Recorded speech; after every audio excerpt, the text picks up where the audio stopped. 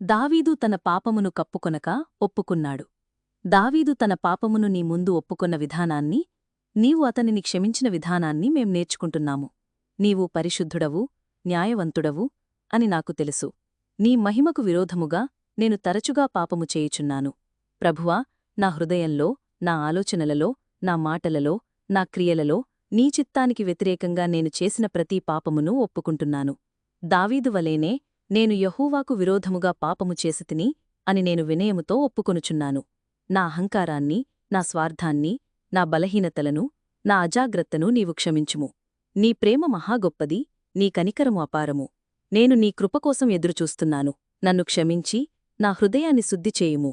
నీ పరిశుద్ధాత్మతో నన్ను నింపి, ఇకపై నీకు ఇష్టమైన జీవితాన్ని జీవించడానికి నాకు సహాయం చేయుము. నీ చిత్తాన్ని తెలుసుకొని, దానికి పూర్తిగా విధేయుడనై జీవించే కృపను నాకు అనుగ్రహించుము. ఆమేన్.